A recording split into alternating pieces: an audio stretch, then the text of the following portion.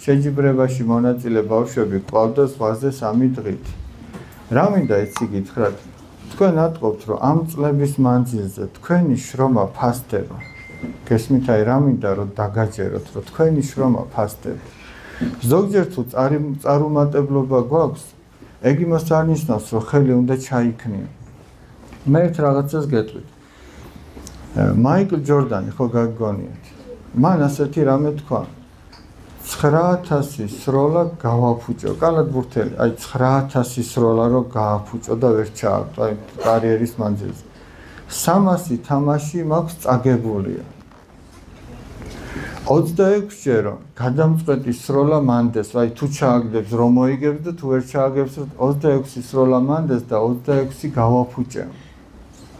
და სწორედ აი ამ წარუმატებლობების შედეგია ის წარმატება, რასაც მივაღწიო. და მან რომ მიაღწია, ეგეთი არც ერთ კალათბურთელს არ მიუღწევი. იცი რისი თქმა მინდა?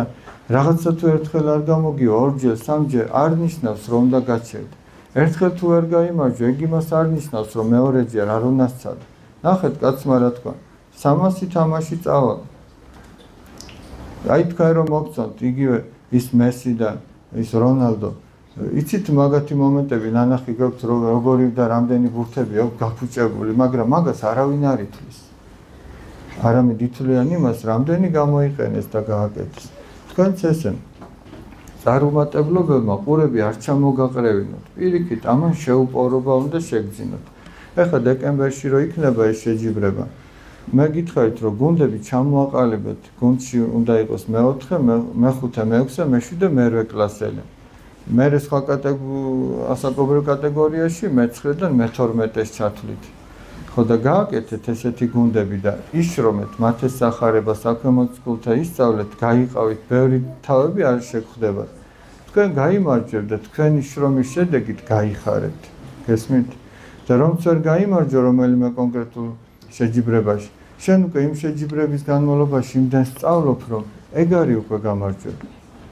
ამიტომ აი გამოიყენეთ ეს შესაძლებლობა. მადლობა ღმერთს, რომ ამ სამრევლო სკოლაში არის ეგ შესაძლებლობა, რომ გაიმარჯვო და სადღაც ბანაკში წახვიდე, სადღაც დაისვენო, სადღაც თეატრში წახვიდე თუ ფეხბურთის მატჩზე წახვიდე თუ რაღაც ესეთი. ერთხელ იყო, ესე იგი, გამარჯვებულები წავიყვანეთ საქართველოს ესპანეთის მატჩზე და მე მგონი ეგ დაჯილდოება კი არა, უფრო დასჯა იყო იმ თამაშის ყურება, 7-1 რო წავაგეთ, იმაზე ელაპარაკე.